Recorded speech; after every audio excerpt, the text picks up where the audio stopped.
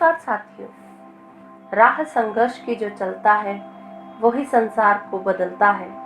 जिसने रातों से जंग जीती है सूर्य बनकर वही निकलता है। इसी प्यारी सी मंगल कामना के साथ शुभ सुबह, शुभ शुरुआत। मैं वंदनी आपका स्वागत करती हूँ हमारे YouTube channel learning Sanskrit by Vandani. दोस्तों, अपने जीवन के स्वर्णिम दिनों में विचरण करते हुए सबसे अहम ख्याल अपने विद्यार्थी बच्चों का आया। जितना उनको सिखाया, समझाया, उतना ही उनसे सीखा भी। प्रत्येक की कुछ खूबियां रही जो कुछ न कुछ सीख दे गई। ऐसे ही हमारे प्राचीन ग्रंथों में विद्यार्थियों के लिए कुछ मार्गदर्शन मिलता है जो बहुत ही उत्तम है। हजारों वर्षों पुराने ये श्लोक आज के संदर्भ में भी उतने ही सटीक, स्पष्ट है। काकचेष्टा बको ध्यानम श्वान निद्रा तथैव च अल्पाहारी गृह त्यागी विद्यार्थिम पंच लक्षणम। अर्थात चेष्टा कौवे के समान, ध्यान बगुले के समान, श्वान के समान निद्रा, अल्पाहारी एवं गृह त्यागी, ये पंच विद्यार्थियों के लक्षण हैं। काकचेष्टा, कौवे के जैसा प्रयास। बचपन में हम सभी ने मेहनती प्यासे कौवे की कहानी तो सुनी ही है कि वह किस प्रकार मटके में कंकड़ डाल के पानी पीता है। हमारी जिंदगी में भी ऐसे कई अवसर आते हैं जब हमारे गंतव्य का मार्ग सामने साफ साफ दिखाई देता है, परंतु उस तक पहुंचने के लिए हमें निरंतर कठिन परिश्रम और प्रयास करते रहना चाहिए। काकचेष्टा का उत्तम उदाहरण पत्थर को तराश कर जो इंसान मूर्ति बनाता है, वह पत्थर को काटने का कोई शॉर्टकट यूज नहीं करता, बल्कि निरंतर प्रयास करता रहता है, अपने पथ का त्याग नहीं करता और अंततः उस पत्थर को काट के एक सुंदर मूर्ति का आकार देता है। दूसरा है बको ध्यानम, ध्यान यानी एकाग्रता। विद्यार्थी जीवन में एकाग्रता ही मुख्य लक्ष्य है।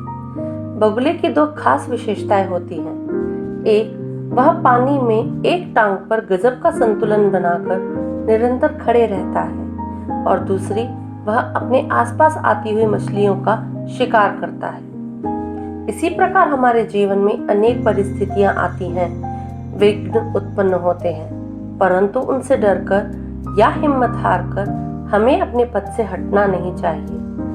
बगुले से हमें मानसिक संतुलन, स्थिरता और लक्ष्य पर एकाग्र दृष्टि की सीख मिलती है। इमारत बनाने वाला मजदूर आपस में ईंट जोड़कर दीवार बनाने का कार्य करता है।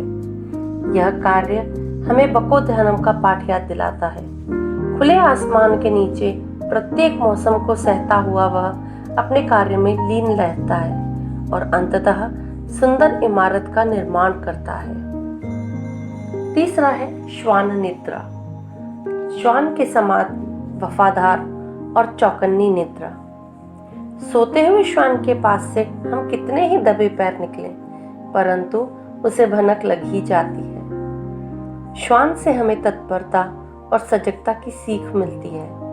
विद्यार्थियों को भी अपने आसपास की परिस्थितियों के प्रति सजगता के साथ रहना चाहिए। श्वान की आवश्यकताएं बहुत सीमित होती हैं और कम सोने से शरीर में आलस्य का भाव भी नहीं होता। देश की सीमाओं की रक्षा करते सैन्य बल के जवान चाहे दिन हो या रात अपनी चुस्त और सजग निगाहों से अपने कर्म पथ पर अडिग रहते हैं। चौथा है अल्पाहारी। अल्पाहार से तात्पर्य कम भोजन कदापि नहीं है, अपितु शरीर व मस्तिष्क को संपूर्ण पोषण देने वाला पौष्टिक और उत्तम भोजन है। असीमित या असंतुलित भोजन से शरीर व मन प्रभावित होता है। अधिक खाने से आलस व अधिक निद्रा का वास होता है। इसीलिए विद्यार्थियों को संतुलित व पौष्टिक भोजन करना चाहिए, जिससे मन व शरीर दोनों ही स्वस्थ रहते हैं। पांचवा है गृह त्यागी। प्राचीन काल में विद्यार्थी माता पिता से दूर सारे सुख सुविधाओं का त्याग कर गुरुकुल में अपने गुरुओं के साथ रहते थे। परंतु वर्तमान समय में गृहत्यागी से तात्पर्य अपने कंफर्ट जोन से बाहर निकलकर जटिल परिस्थितियों के बीच लक्ष्य की प्राप्ति करना है। सार रूप में कहा जाए तो विद्यार्थी जीवन एक आदर्श जीवन होता है। ये नियम न सिर्फ विद्यार्थी अपितु प्रत्येक मानव के संपूर्ण जीवन को संतुलित, सुरक्षित और सुगंधित बना देते हैं। मानव की संपूर्ण जीवन ही निरंतर प्रयासरत और सीखता सिखाता रहता है। यही जीवन का क्रम है। बाल काल्य से जीवन के अंत तक मनुष्य कुछ ना कुछ सीखता ही रहता है और ये पांचों विशेषताएं प्रत्येक अवस्था में अनुकरणीय होती हैं। अंत में बस यही कहकर अपनी वाणी को विराम करती हूँ। यूं ही नहीं मिलती राही को मंजिल, एक जुनून सा दिल में जगाना होता है। पूछा चिड़िया से कैसे बना आशियाना तेरा, बोली भरनी पड़ती है उड़ान बार बार, तिनका तिनका उठाना पड़ता है। नमो नमः।